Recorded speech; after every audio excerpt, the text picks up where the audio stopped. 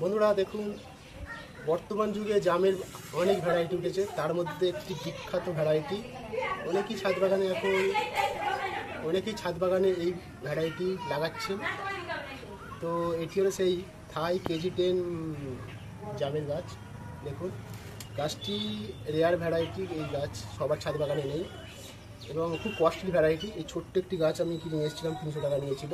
তাও আমি নিজে থেকে গিয়ে ডাইরেক্ট নার্সারি থেকে নিয়ে এসেছিলাম, অনলাইনে পারচেস করে কত টাকা আমি জানি না। তো এই KG10 জাম শুনেছি আমি যে বেশ খেতে ভালো এবং সাইজ বেশ বড়ো হয়। KG10 মানে যে 1 কেজি হবে সেটা নয়, বা 10 কেজি হবে সেরকম নয়।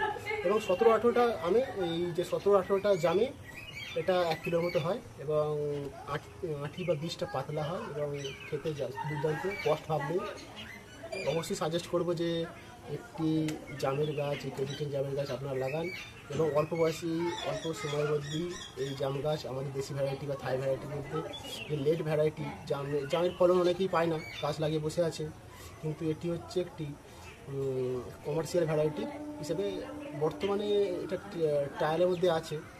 তো আপনার ছাদ বাগানে অবশ্যই চাইলে একটি KG10 লাগাতে পারেন এবং এটি 1 থেকে 1.5 বছরের মধ্যে অবশ্যই ফল দিতে সক্ষম। আমার কাছে এখনও আসেনি, আমি গাছটি লাগিয়েছিলাম মাস 3-4 আগে। এইটুখানি গাছ 1 ফুটও নয় প্রায়, গাছটা কিনে এসেছিলাম। দেখুন কী সুন্দর। এই গাছ চেনার বৈশিষ্ট্য হলে পাতাগুলো বেশ মোটা মোটা হয়, অন্যান্য জামের থেকে সম্পূর্ণ আলাদা। পাতাগুলো মাটিতে লাগলে আরও বড় বড় হয়, অনেকটা রাবার গাছের পাতার মতো বলে, সেরকম বট গাছের পাতার মতো হতে পারে।